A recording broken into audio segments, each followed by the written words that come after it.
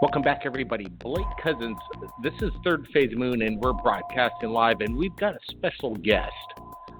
He served in the military combat unit, and he, between 2003 and 2006, as an active duty Army member, he spent almost a year in Baghdad, and he's basically made contact with Third Phase Moon because we want to share his story. He says that he possibly has the most absolute, interesting, true account of a face-to-face extraterrestrial.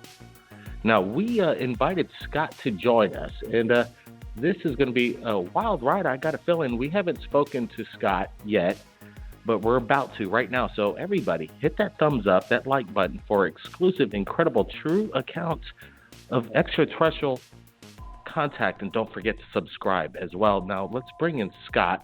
Scott, are you with us? Yeah, I'm here, Blake. Can you hear me? All right. Yeah, got you loud and clear. Well, welcome to Third Phase of Moon. Appreciate you joining us and making contact. We love former military personnel on the show. It gives credence to one story, absolutely. Let's just start from the beginning. Give us a little history about yourself, and let's get into this true account of a extraterrestrial basic contact. Absolutely, Blake. Like you said, I spent November 2003 to November 2006 in the military. I was part of Special Combat Hospital Unit, and I got out of the military in 2006, and I returned home to where I live in Chicago. And, I got a job, met a girl, settled down, what most people do at that stage. And 2012, moved out to a suburb of Illinois, about 15 minutes west of Chicago, Illinois. And I moved into a townhouse there. And had an upstairs, downstairs, basement, front yard, backyard, the American dream. And I've been living there for about 3 months, Blake, and I had no problems, never heard any strange noises, never had any type of encounters. As a matter of fact, before, April 2012, I actually had never believed in anything supernatural, anything paranormal, anything to do with any type of space or encounters of any kind. I actually used to laugh at stuff like that, but all of that changed, and changed really quick for me. One night of April of 2012, like I said, I had an upstairs, downstairs, and the basement, Blake, and most nights I used to sleep on the ground floor of the townhome, and where I could see the front doors and the back doors, and I'm a big advocate of self-defense, Blake. I always, have to have some sort of protection, especially at night, just in case of some sort of intruder or burglar or, any other uninvited guest that may, happen to come by. But this particular night, I got home about 11:45, 12 a.m. to my home. And as I got comfortable, I sat on the couch and I watched a little TV for about 30, 45 minutes until I fell asleep. And, I put my TV on a sleep timer this particular night. And for some strange reason, I woke up in darkness. It must have been about 1:30, 2 o'clock. And then, I kind of went in and out of sleep. But about 4:45 a.m., I just had a strange feeling that woke me up out of my sleep. And I stood up and checked my phone first to see what time it was. I noticed that it was nearly 5 o'clock. And, I looked to my left as I sat on my couch, and I saw a very small but pretty bright flash of yellow light coming through my blinds that connected to my patio door that went out to my backyard where I had a fence there that enclosed my property. But, I looked over at first. I didn't think anything of it. But just a few seconds, it happened again, except the light that flashed, it changed colors. It was a white light, and it was much brighter. And, at that point, I got a little kind of disturbed. And the first thing I did, especially being that time of night, was I picked up my weapon, which at that time was a .380 caliber silver handgun that I used for, personal defense that I always keep inside my home. So as I walked to the window, which is my patio door, I looked through the blinds. And on top of the roof, about 60 feet across the parking lot, there was another townhouse. And on top of that townhouse, there was a bright yellow orb and it couldn't have been more than 4 to 6 feet in diameter, and it was sitting on top of the townhouse directly across from where I was looking out of the window at. And it flashed, and it tripled in size, and it turned red as it flashed, and still stayed a perfect orb, even though it tripled in size. And it changed in seconds, and that had to been maybe 2 to 3 seconds. And as I watched it, I started to hear a noise that sounded kind of like a helicopter that was approaching, but it wasn't that loud at first. It would get louder and louder, every second that passed. But as I sat there and watched this orb for a few seconds, I was completely stunned. But what happened next was, something I never expected. Something came out of the orb, and it would have had to have been the size of a grown man, maybe at least 6 to 7 feet at this, at the smallest. Could have been a couple of feet, taller than that, but I think it had to have been 6 or 7 feet. And as it came out of the portal, I'd have to say what I saw, it wasn't that far away from me. It was 60 feet. So it looked like a combination between a praying mantis and a snake, or should I say a dragonfly and a snake would be the best way to describe it. And as it came out of the portal, it shot straight up into the air. And within not even 5 seconds, it moved so fast, I couldn't see any way that it would propel itself, no kind of, engines or no kind of, wings at first. But within seconds, Blake, it flew directly into my backyard, over my fence, and it stopped directly in front of me where I stood at my patio door. And it was in an upright position, hovering about 6 feet off the ground, and I could see all the details, and I could see everything. And I looked at from bottom to top. I kind of had my mouth dropped when I saw this thing. And when I looked at the head of it, I could see that it had kind of outlying large black eyes and a very small head. It looked not similar at all to what people would describe as a gray alien. I've done some research on gray aliens, and I know that that's not what it was. But what I saw up close was definitely something that looked like a dragonfly that was a cross between that and a snake. But when I got a little closer, as I stood there and I watched it, I realized that it wasn't only just a biological being, that it was also a biomechanical being, because I could see several small symbols on it. And it's something that I've never seen before. It's the language that I didn't recognize. I'm not sure if it was a language that was from this earth, but as I stood there and I watched it, I was, pretty afraid at this point, because it was only 3 to 5 feet away from me. And it just sat there in midair, I looking at it and it looking at me. And the first thing I did out of fear was I had my silver 380 in my hand. I didn't point it at the entity. I pressed it against the window and right above my head, as to show that I was armed. And as soon as I had done this, Blake, it spread what looked like to me 2 sets of wings from each side of its body. The wings, which I think were wings, were no longer than 3 to 5 feet. Yeah, they were no more than 3 to 5 feet in length. And as soon as the wings were spread, I could see what looked like hundreds of tiny electrical lightning bolts that came from the top and bottoms and all. It basically engulfed the entire being.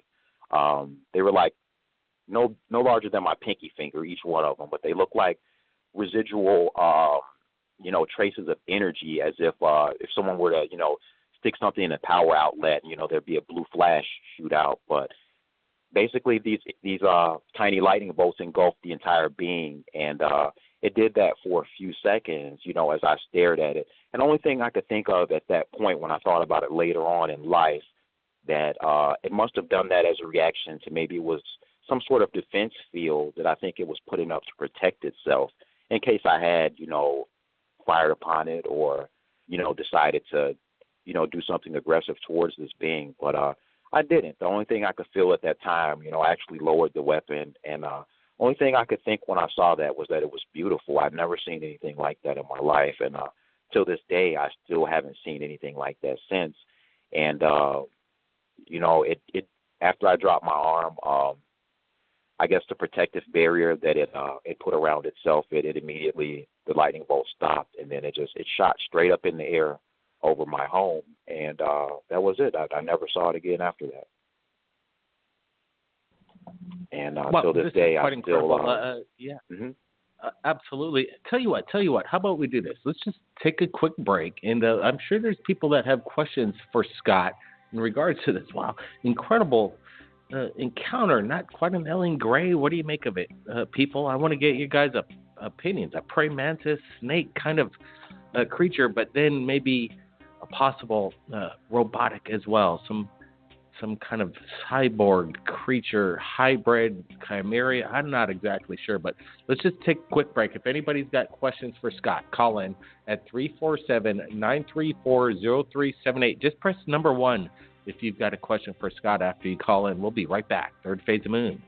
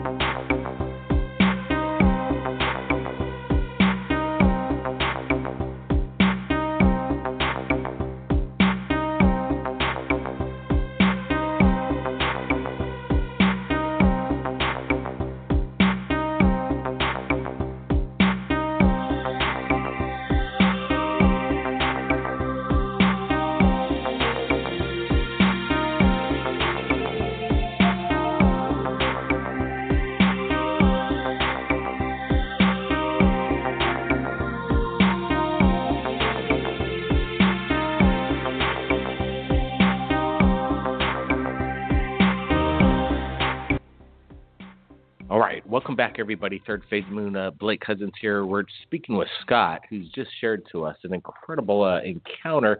I've got a question for Scott right away because, in my opinion, there's always some kind of maybe reason or some kind of communication that is going on in regards to an extraterrestrial contact. Did you feel any kind of a telepathic message? Any reason why they were there that evening, and why?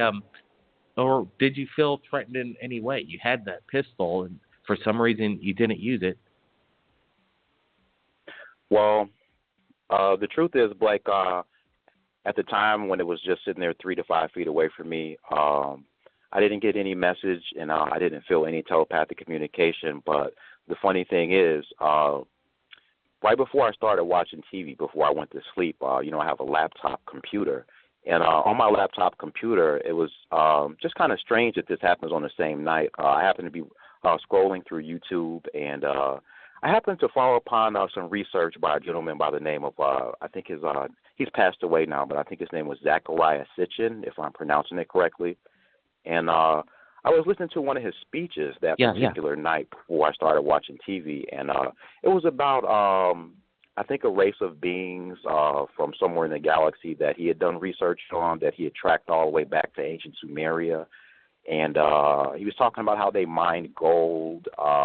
They created humans to mine gold for them. And it was about an hour long. And I watched about 45 minutes of it before I watched about 20, 30 minutes of TV before I fell asleep. And, I don't know if that research, had anything to do with it. But when I stood there, I didn't feel any telepathic communication. I just felt like, when it showed me that bright, glowing, what I would call an energy field, it kind of disarmed me. I felt like everything was going to be okay, and it wasn't there to hurt me at that point in time.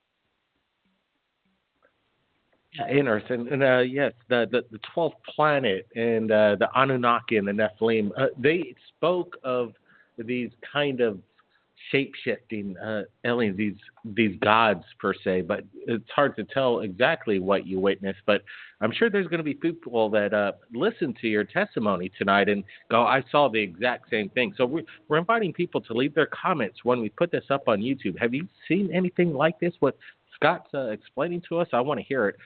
Scott, there's many races out there. Apparently there's more than 94 already right here on planet Earth, but who knows on how many they are out there throughout our vast universe and beyond. But it sounds different from a typical gray alien, if you ask me. Any last words on your experience that other people might want to hear? Yeah, definitely, Blake. All I could say is, it's changed my life. I'm not sure at this point if it's been for the better or for the worse, but, about a month after that happened, especially in my life personally, things got a lot better for me. Like things that were going down at the time I was unemployed and having trouble paying the rent. But about a month after that encounter, my life seemed to just everything was just going fine. It seems like everything I put my mind to, I succeeded in everything afterwards. And since then, I looked at it as it was a good omen. And honestly, Blake, I feel like whatever came to my window that night, it wanted me to see it. It actually, I think it beckoned me to the window that night. It wanted me to come to the window. It wanted to, it knew where I was, it knew what I was doing, and it knew that I was awake. And when I came to the window, it knew I was there. So it came out of, I guess, the portal or, whatever people want to call it. And it came face to face with me. And it just showed itself to me. And I guess you could say I'm grateful for that. Well, Scott, we appreciate you coming forward. It takes some guts. I've got your contact information. Maybe we could talk about, I'm not sure if you want to come forward on camera and do your testimony for some kind of special episode that we've been working on recently. Would you mind me keeping in touch with you and maybe we can work something out? Absolutely. Absolutely, Blake. All right, Scott, one last thing. Hey, thanks for serving our country. Appreciate that. Yes. Thank you so much. All right, Scott, we will be in touch. And if anybody out there saw what Scott witnessed or what he experienced, wow, we want to hear your comments below and share them with us. And make sure you call into Third Phase of Moon Radio to share. And we've got some incredible new things coming up, some incredible new videos that have just been submitted to us. So stand by for that. Blake Cousins, keep your eyes on the skies, everybody. Guess what? We are not alone.